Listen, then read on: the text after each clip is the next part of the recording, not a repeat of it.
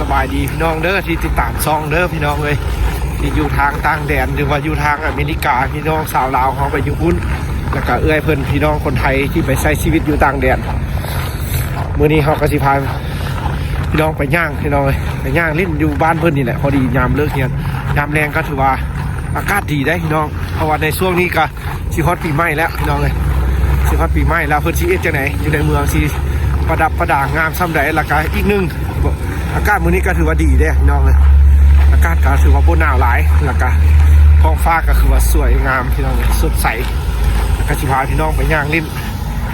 นี่มาเขาตกเสาแล้วเขาค่อยมาเด้พี่น้องเลยตอนที่มาตกเขายังอยู่ในโรงเรียนเลยบ่ได้ไปถ่ายให้พี่น้องเบิ่งพอดีช่วงนี้ยามแรงเลิกเรียนมาแล้วเราก็สิไปเลาะถ่ายบรรยากาศอยู่พี่น้องเอ้ยเฮ็ดเอ็ดจังไดอยู่คนเมืองหนาวเนาะสิเป็นแนวใดสิคือกับบ้านเฮาบ่สิต่างกันแนวใดในคลิปนี้เขาสิพาพี่น้องไปย่างพี่น้องเอ้ยย่างโดยเอาบ่ขี่รถเมล์แล้วก็บ่ขี่แท็กซี่ย่างอย่างเดียวเลยเพราะว่าคลิปย่างเอาพี่น้องเขาบ้านเพิ่นก็ย่าง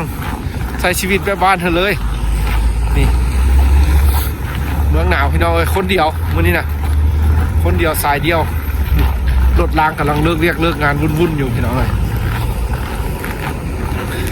นี่รถเมย์ก็มาแต่รถเมย์ก็บ่แพงหรอกพี่น้องมีแต่ 4-5 พันเงินกีบเฮาบ้านเฮาพี่น้องเอ้ย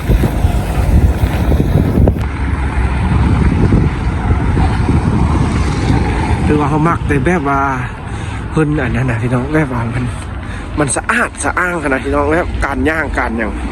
และการมักในการที่ขึ้นไปมาแบบมีกฎระเบียบดีพี่น้องเลยเมืองเนี่ยการขับขี่การใช้รถใช้ถนนนี่นะพี่น้องแบบมันเอกลักษณ์ดีขนาดนี่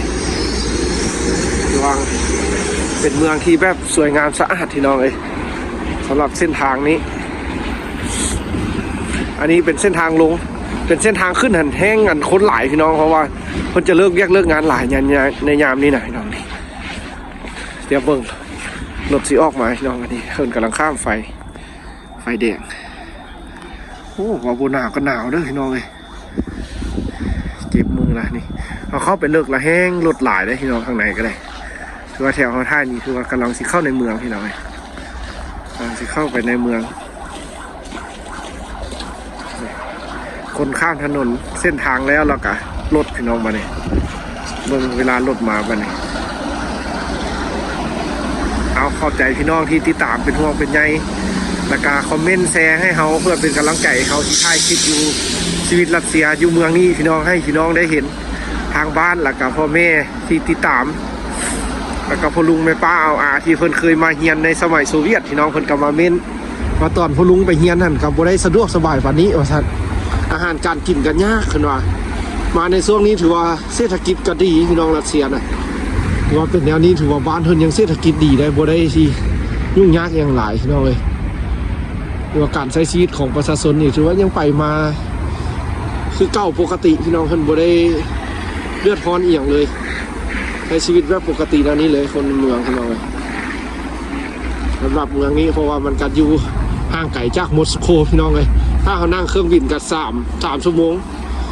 เพราะว่าตอนเขาเมื่อยามบ้านเขานั่งเครื่องบินมาก็3 ชั่วโมงพี่น้องเลยแล้วก็จักไปต่ออยู่มอสโกไปประเทศไทยแล้วก็จะค่อยขี่รถไฟไปลาวอีกพี่น้องเลยการเดินทางของเขาถ้าพี่น้องได้เข้าไปเบิ่งคลิปย้อนหลังก็สิเห็นการเดินทางของเขา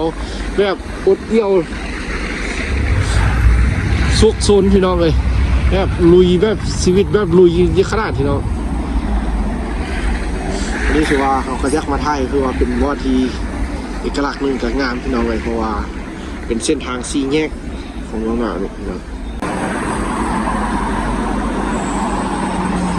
โอ้ขักเลยแถวนี้เอกลักษณ์งามพี่น้องเส้นนี้เส้นทางเส้นนี้ถือว่างามพี่น้องถือว่าขักเนาะในช่วงซีฮอตปีใหม่พี่น้องเลยบ้านเฮิร์นกันจะพากันอยู่แบบนี้แหละน้อยคนรัสเซียบรรยากาศงามแบบละมุนละไมขนาดที่นะแต่หน้าหักขนาดวันเมืองหนาว ช่ คือว่าแถวนี้วิวงามแพงให้น้องคักเลยแถวนี้มันจะตกแต่งหลายจะเอกลักษณ์เนาะพี่น้องเลยจะมีดอกไม้ตกแต่งหน้าบ้านหน้าห้านนี่เราเมืองนี้ก็ถือว่าสมควรพี่น้องเลยก็ถือว่าเป็นอีกเมืองที่งามพี่น้องเขาก็ว่างามเมืองนี้นะแล้วก็อีกเมืองที่มีเศรษฐกิจที่ดีพี่น้องเลยของรัสเซียที่เป็นเมืองหนึ่งสำคัญของเศรษฐกิจของรัสเซียพี่น้องเลยที่แจกจ่ายไปทางบ้านเขาพุ่นแหละสินค้าเป็นสิ่งที่บ้านเขาบ่มีเขาก็สิได้ส่งไปพี่น้องเลยตัวเมืองนี้เห็นเพิ่นมาว่าเมืองจูเมนนี่เป็นเมืองแรกของแคนไซบีเรียพี่น้องเลยแล้วก็มีเศรษฐกิจที่ดีหลายเพิ่นว่าเพิ่นมาเม้นให้ความรู้ขนาดพี่น้องแล้วก็เป็นเมืองที่อยู่ภาคกลางของรัสเซีย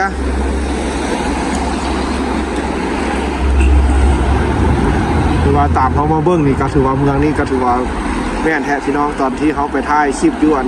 ทางรถไฟเห็นกับเป็นรถส่งสินค้าออกไปหลายพี่น้องโดยน้ำมันพี่น้องเลยก๊าซนี่แห้งทึบพี่น้องอยู่นี่ก๊าซธรรมชาติที่อยู่ในปั๊มที่เพิ่นเติมรถนะก๊าซนี่มันทึกอยู่มันให้บ่ฮอดอัน3-4 พันครับพี่น้องเขาก็บ่ฮู้เพิ่นขายเป็นลิตรบ่ขายจังได๋เขาก็บ่เคยฮู้พี่น้องแต่หากเขียนใส่อยู่ปั๊มกับน้ำมันหั่นแล้วแม่น 3.6% 3.6 รูเบิลนึงนะพี่น้องสำหรับเมืองนี้พี่น้อง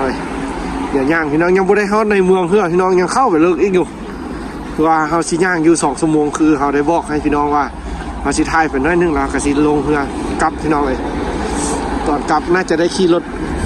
มีเมืองพี่น้องเอาว่าตอนมาเฮาย่างมาเพราะว่ามันเป็นยามแรงบรรยากาศพอดีกำลังคักเลยพอดีถ่ายให้พี่น้องเบิ่งนำเลยคือบ้านเพิ่นพี่น้องเลย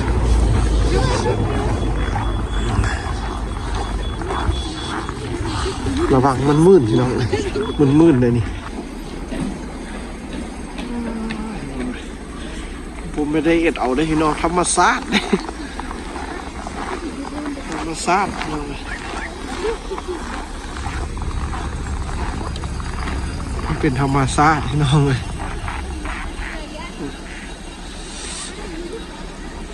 ผมเป็นคนเขาเอ็ดเอาได้มันเป็นธรรมชาติหิมะตกป่านในหนังพี่น้องเลยคนเมืองหนาวสำหรับเมืองหนาวพี่น้องงาม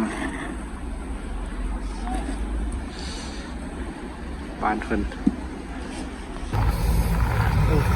คักพี่น้องซีแยกตัวนี้ก็ถือว่าคักพี่น้องเลยอีกแบบนึงเดี๋ยวสิย่างเลาะไปอีกพี่น้องเลยถ่ายไปอีกจังหน่อยได้ชั่วโมงกับอัน30 นาทีละเดี๋ยวจังหน่อยก็สิได้ออกมือกันได้พี่น้องเลยถ่ายหน่อยนึงบ้านเพิ่นเส้นทางกับคนย่างคือว่าไปเคียงคู่กันเลยเข้ามาในที่เพิ่นแห้งตกแต่งขนาดพี่น้องดอกไม้ใส่เหือนไฟแสงสี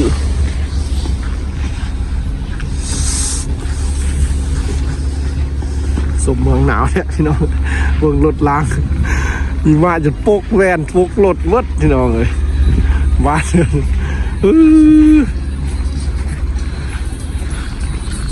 แบบคันเฮาโบมาเห็นแนวนี้ครับเอาไปเว้ากับโบใหญ่เสื้อต่อพี่น้องเป็นแนวนี้นั่นนี่ใจเขามาเห็นเขาอินเขาขึ้นว่าเอารถเพิ่นแล่นได้จังไดมันหนาวป่ะนี่รถมันติดได้จังไหนนะพี่น้องแบบน้ำมันมันก็สิแล่นสะดวกว่องไวอยู่ว่าซะนะตามเขาขึ้นเนาะเขาก็พูดวงรถคันนั้นจนหนาน้ำแข็งเต็มอยู่กองรถเลยเรียกว่าเอกลักษณ์ของบ้านเพิ่นพี่น้องเลยเมืองจูเมน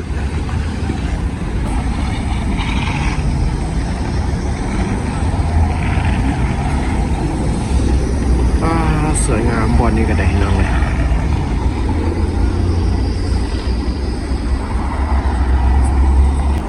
บ้านเพิ่นจะตกแต่งโดยต้นคริสต์มาสช่วงนี้เราเป็นมาเที่ยวสวยงามพี่น้องเลยเข้ามาเที่ยวในรัสเซียช่วงนี้นะจะได้เห็นผู้คนย่างตามเส้นทาง แล้วกันหิมะปกคลุมหน่อย เด็กน้อยดิ้นหิมะ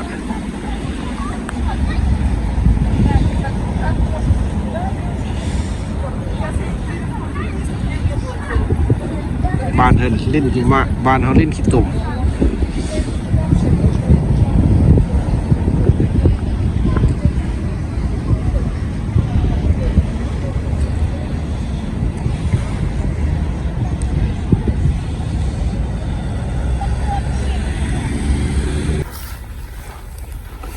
เอาไปเจอกันใหม่คลิปหน้าเด้อพี่น้องสำหรับคลิปนี้กา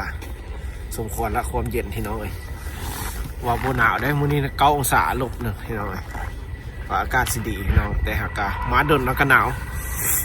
อ๋อสิขี่รถเมล์เมื่อพี่น้องเลยหนาวฟ้าเมื่อพักผ่อนไว้เจอกันมื้ออื่นเขาสิเอาคลิปลงให้เบิ่ง